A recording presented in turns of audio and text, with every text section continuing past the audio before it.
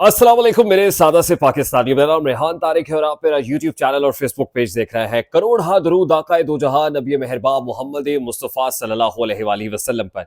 इस दौर इस उम्मीद के साथ इस व्लॉग का आगाज करते हैं कि अल्लाह रब्बुल इज्जत इस मुल्क के फैसला साजों के दिलों में सादा से पाकिस्तानियों के लिए नरमी पैदा कर दे। रात के इस पहर जब मैं आपसे मुखातिब हूं तो तमाम वर्किंग मुकम्मल करके मैंने आपके सामने आने का सोचा, क्योंकि सक्खर से फ्लाइट पकड़ के बिलावल भुट्टो खुसूसी तैयारी के जरिए से लाहौर पहुंचे। इस्लामाबाद से आसिफ अली जरदारी साहब लाहौर पहुंच गए। ये सब आनन फानन नहीं हुआ है बल्कि प्लान्ड हुआ है। और यहां पहुंचना किसका मरहूने मिन्नत था और होने वाली मुलाकात के अंदर क्या तय पाया है। वो मुलाकात जिसके अंदर शहबाज शरीफ भी थे, वो मुलाकात जिसमें इसहाक डार भी थे, बिलावल भुट्टो जरदारी और आसिफ अली जरदारी मौजूद थे। अब किसके ईमा पर मुलाकात हुई है और इस मुलाकात के अंदर क्या डिस्कस हुआ है, इनसाइडर भी आपके सामने रखेंगे।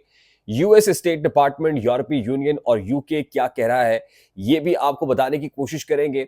मुमकिना तौर पर अब हुकूमत साजी में क्या होने जा रहा है। फिर नवाज शरीफ की विक्ट्री स्पीच, जिसको अपने तई विक्ट्री स्पीच कहा गया, उसके बाद जो असल विक्ट्री स्पीच है वो भी अडयाला जेल से आ गई है और उस स्पीच में क्या कहा गया है। और उसके बाद अडयाला जेल से एक मस्बत खबर भी सामने आ रही है। पाक फौज के सुप्रीम कमांडर क्या मुतालबा कर सकते हैं और उनसे असल में क्या मुतालबा किया जा रहा है, ये डिटेल्स भी इसी व्लॉग के अंदर आपके साथ शेयर करेंगे। लेकिन उससे पहले मैं इंतहाई अदब से आपसे रिक्वेस्ट करता हूं कि अगर आपने हमारा चैनल सब्सक्राइब नहीं किया है, आप ये देख रहे हैं कि आज सुबह से ही हम हर लम्हा आपको अपडेट रखे हुए हैं। और इस वक्त जिस वक्त मैं व्लॉग रिकॉर्ड करा रहा हूं तो रात का तकरीबन 1:30 का वक्त हुआ चाहता है। हम कोशिश ये कर रहे हैं कि लम्हा ब लम्हा बदलती सूरत हाल के साथ आपको इन टाइम अपडेट करें अपने इस चैनल की वसातत से।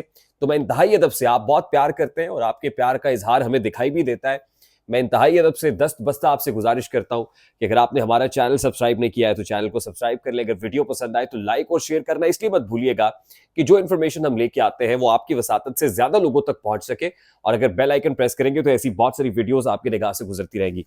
मेरे सादा से पाकिस्तानियों, सबसे पहले तो बानी चेयरमैन पीटीआई साबिक वजीर आजम इमरान खान ने अडयाला जेल से विक्ट्री स्पीच कर दी है और एआई जनरेटेड एक मैसेज उनके एक्स हैंडल पर सोशल मीडिया प्लेटफॉर्म्स के ऊपर शेयर किया गया है, जिसमें वो अपने पाकिस्तानियों का शुक्रिया अदा कर रहे हैं और बता रहे हैं कि आपने आज से हकीकी आजादी की बुनियाद रख दी है। उसमें वो ये क्लेम भी कर रहे हैं कि हम 2/3 अक्सरियत से जीते हैं।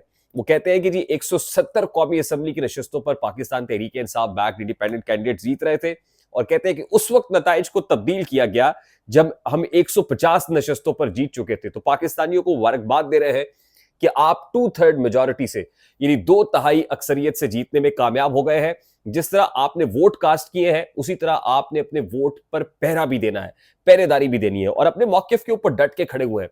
अगर कोई ये कहे कि पीटीआई पाकिस्तान मुस्लिम लीग नून या पाकिस्तान पीपल्स पार्टी के साथ इत्तेहाद कर लेगी तो ऐसा ख्वाब में भी नहीं सोचा जा सकता। यानी ये तो बिल्कुल एब्सोल्युटली नॉट वाला मामला है, ना ही पीपल्स पार्टी और ना ही पाकिस्तान मुस्लिम लीग नून। अच्छा, ये तो इमरान खान साहब के यहां बड़ी क्लैरिटी है। दूसरा ब्लेसिंग इन डिस्गाइज ये है कि पूरा जो इंटरनेशनल मीडिया है, इंटरनेशनल एस्टैब्लिशमेंट है, वो भी अपने कंसर्न्स का इजहार कर रही है। क्या यूरोपीय यूनियन, क्या यूएस स्टेट डिपार्टमेंट और क्या यूके, सब ने अपनी अपनी रिजर्वेशन शो कर दी है। इस वक्त जब मैं आपसे मुखातिब हूं तो यूएस स्टेट डिपार्टमेंट ने जो पाकिस्तानी इंतखाबात के अंदर होने वाली इरेगुलरिटीज है उसके ऊपर अपने कंसर्न्स का इजहार किया है। टर्बुलेंट इलेक्शंस के अंदर जिस तरह की विक्ट्री शो की गई है उसके ऊपर अपने शदीद तहफुजात शो कर रहे हैं। फिर यूरोपीय union urges Pakistan to ensure full probe of election irregularities। यूरोपीय यूनियन ये कह रही है कि इसकी पूरे तरीके से छान पटक होनी चाहिए, तहकीकात होनी चाहिए जो इलेक्शन के अंदर मैसिव बेजाब्तगियां हुई हैं। UK concern over lack of fairness and inclusivity. वो कहते हैं इसमें इंक्लूसिविटी का एलिमेंट जो वो गायब था, शफाफियत का एलिमेंट भी गायब था। ये कैसे इंतखाबात है। और यूएस स्टेट डिपार्टमेंट भी अपने तहफुजात का, अपने कंसर्न्स का, अपने शुकूक व शुबहात का इजहार कर रहा है। और यही बात इमरान खान साहब ने अपने इस एआई जनरेटेड खिताब के अंदर भी की है। और ये होती है असल में विक्ट्री स्पीच, बड़ी दो टोक, बड़ी बेफिटिंग और बड़ी ही राइटली। और फिर जो नवाज शरीफ साहब ने किया, बहुत मेरा ख्याल है कि वे टू अर्ली मियां नवाज शरीफ साहब ने एक विक्ट्री स्पीच अपने तौर पर कर दी है। अच्छा, अब इस वक्त जो एक मुलाकात हुई है जिसमें आनन फानन, आपको ये लग रहा है कि आनन फानन इस्लामाबाद से लाहौर एक शख्सियत खुसूसी तैयारी के जरिए से पहुंच गई जिनका नाम आसिफ अली जरदारी है। सक्खर से खुसूसी तैयारा पकड़ के पाकिस्तान पीपल्स पार्टी के चेयरमैन बिलावल भुट्टो जरदारी लाहौर पहुंच गए।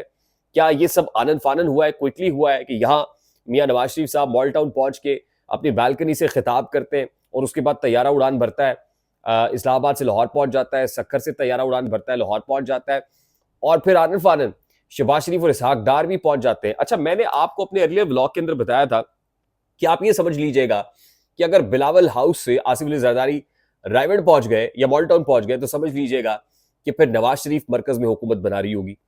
और अगर ये हुआ कि खुद शहबाज शरीफ साहब चल के बिलावल हाउस पहुंच गए तो ये समझिएगा कि विफाक में पाकिस्तान पीपल्स पार्टी हुकूमत बना रही होगी। अब इन दोनों में से कुछ नहीं हुआ।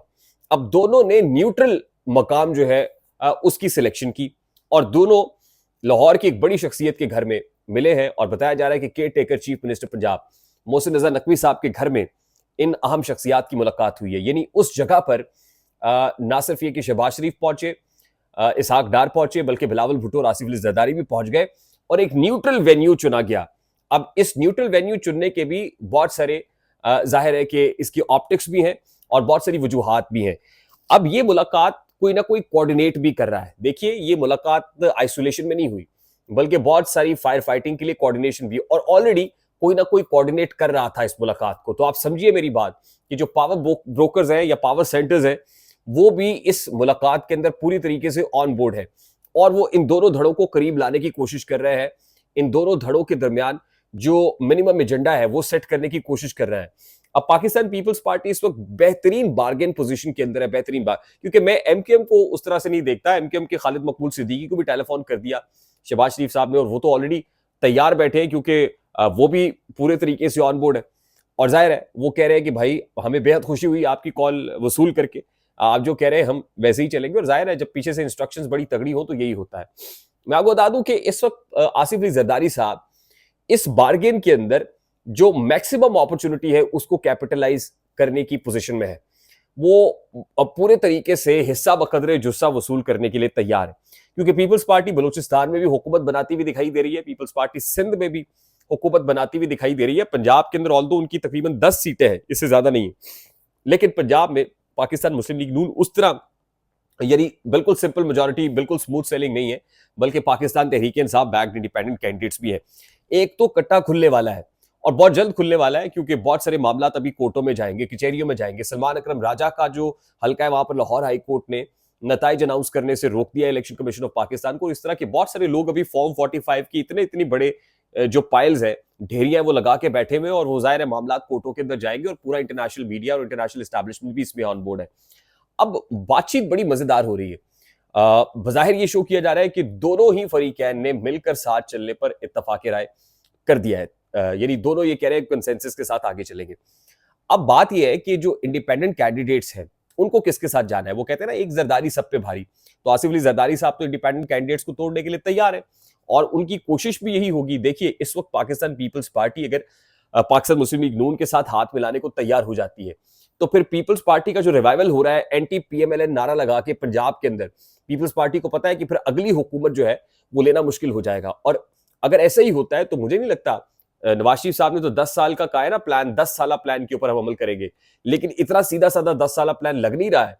ये लग यही रहा है कि 18 महीने से ज्यादा चलने वाला मामला नहीं है। और पीपल्स पार्टी को पता है कि 18 महीने के बाद अगर इंतखाबात हुए तो पीपल्स पार्टी फिर क्या नारा या क्या बयानिया लेकर निकलेगी। अभी तो बिलावल भुट्टो ने अच्छा खासा रगड़ा है पाकिस्तान मुस्लिम लीग नून को, और उसके बाद पीपल्स पार्टी की पोजीशन कुछ बेहतर हुई है या पीपल्स पार्टी रिकवर की है।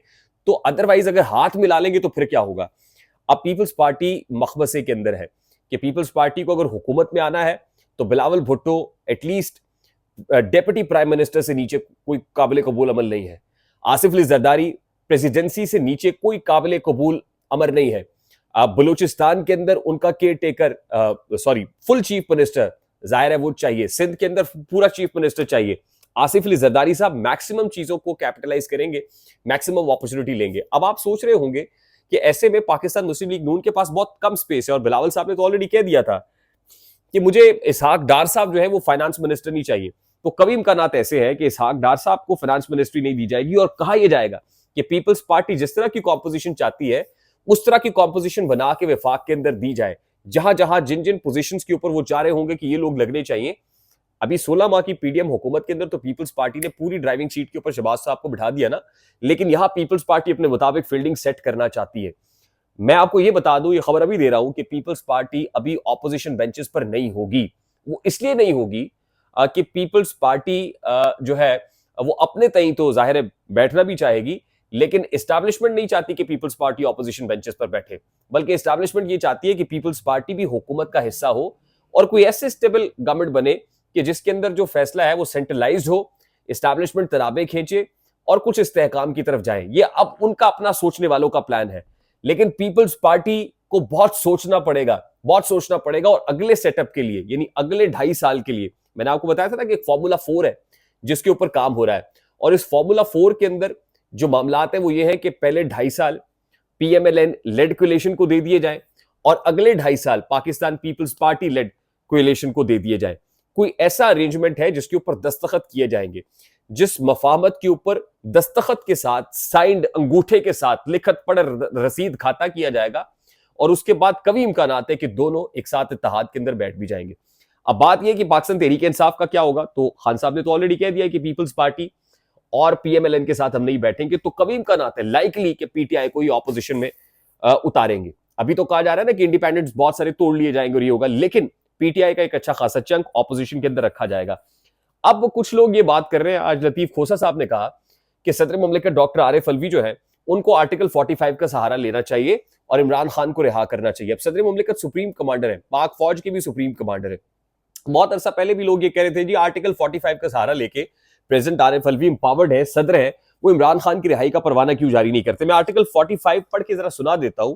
वो कहते हैं कि प्रेसिडेंट के पास इख्तियार है कि वो पार्डन, रिप्रीव या respite and to remit, suspend और commute any sentence pass by court, tribunal और एनी अथॉरिटी। वो कहते हैं जी किसी भी कोर्ट, ट्राइब्यूनल या किसी भी अथॉरिटी की तरफ से अगर किसी को सजा दी गई हो तो प्रेसिडेंट ऑफ पाकिस्तान या तो उस सजा को माफ कर सकते हैं या उसको कम कर सकते हैं, महदूद मुद्दत के लिए जो है उसको रिलीफ फराम कर सकते हैं। तो इमरान खान को आर्टिकल 45 का सहारा लेके फौरी तौर पर रिहा किया जाए। अब आरिफ अलवी साहब के दिन बड़े कम रह गए हैं। जाहिर है अगर प्रेसिडेंट नया आना है, आरिफ अलवी साहब को जाना है, तो आरिफ अलवी साहब ये पहले भी कर सकते थे, लेकिन आरिफ अलवी साहब को भी दिखाने वाले एक मंजरनामा दिखा रहे हैं कि भाई आप पर भी आर्टिकल 6 लग सकता है। अभी तक तो आपको इस्तिस्ना हासिल था कि आप प्रेसिडेंट हाउस में बैठे हुए थे, बहुत सारी सजाओं में आप नहीं आए हैं, आपको इम्यूनिटी है, आपको इस्तिस्ना है, लेकिन अगर आप ऐसी कोई हरकत करेंगे तो आने वाले दिनों में फिर जब आप प्रेसिडेंट हाउस में नहीं होंगे तो आपके गिर्द भी शिकंजा सख्त हो जाएगा। तो इसलिए प्रेसिडेंट आरिफ अलवी साहब जाते हुए जो है ना अपनी जान बचा के दम दबा के भागना बेहतर महसूस करेंगे। और तहरीक इंसाफ को फिर जाहिर है तहरीक इंसाफ वाले भी देखते हैं, और तहरीक इंसाफ का वोटर भी बड़ा चौकन्ना हो गया, होशियार है, उसको पता है कि कौन खान का कितना सच्चा है और कितना खड़ा है और खड़ा है उसके साथ। तो खैर, लेकिन मुझे तो इंतखाबात अब हो गए हैं, अब अगली बारी इमरान खान साहब के ऊपर जो आसानी है, कहते हैं ना मुश्किल के साथ ही आसानी है, इन्नमल उसरे युसरा, तो मुश्किल के साथ अब आसानियां मुझे दिखाई दे रही हैं। और जाहिर है पाकिस्तान तहरीक इंसाफ पार्लियामान के अंदर होगी तो इमरान खान के लिए रास्ते भी आसान होंगे, इमरान खान के लिए आसानियां भी होंगी। और अब मेरा ख्याल है कि मुख्तदिर हल्कों ने देख भी लिया है कि इमरान खान रियल स्ट्रेंथ उसकी क्या है, पावर क्या है। तो आने वाले दिनों में प्रेसिडेंट आरिफ अलवी के थ्रू तो नहीं, लेकिन अल्टीमेटली इंटरनेशनल इस्टेब्लिशमेंट भी, इंटरनेशनल बॉडीज भी, पाकिस्तान के अंदर भी इमरान खान की मजबूत कुव्वत, ताकत उसके लिए आसानी से रास्ता बनाती हुई मुझे नजर आ रही है। तो बेहतरी की गुंजाइश मौजूद है और बेहतरी होगी भी। तो आई होप कि जो अब तक की डिटेल्स है जो भी हमने आपके साथ शेयर की हैं, और मेरा ख्याल ये है कि अगले 72 घंटे बहुत ज्यादा इंपॉर्टेंट है, अगले 72 घंटों में बहुत सारी चीजें और क्लैरिटी के साथ छन के सामने आ जाएंगी। और अभी जो दोनों तरफ ये कहा गया है ना कि आप भी सोच ले, प्लान कर ले, आसिफ अली जरदारी साहब ने भी भाव डाला है, वो बता रहे हैं कि मेरे साथ इतने इंडिपेंडेंट है, मैं तो इस पोजीशन में हूं कि मैं हुकूमत बना सकता हूं। और अब टाइम ले लें, चलिए टाइम ले लें, आप भी अपना जोर लगा लें, हम भी जोर लगाते हैं, नोट्स एक्सचेंज करेंगे, दोबारा बैठते हैं। तो अभी दोबारा बैठ के होंगी 72 घंटे बहुत क्रूशियल है। उन 72 घंटों के अंदर लाइकली पीपल्स पार्टी और पीएमएलएन का गठजोड़ हो जाएगा, लेकिन मैंने आपको बताया कि लिखत पढ़त और रसीद खाते के साथ होगा, जिसमें आने वाले जो 2.5 साल का मंजरनामा है वो भी तय कर लिया जाएगा। एक प्लान वो है जो जमीन वाले बनाते हैं, एक प्लान वो है जो अल्लाह रब्बुल इज्जत की जात बनाती है, और बेशक ही इज द बेस्ट प्लानर। मुझे रेहान तारिक को इजाजत दीजिए, जाने से पहले एक ही रिक्वेस्ट है कि चैनल को सब्सक्राइब नहीं किया, सब्सक्राइब कर लीजिएगा, बेल आइकन जरूर प्रेस कर लीजिएगा, अपना बहुत सारा ख्याल रखिएगा। अस्सलाम वालेकुम।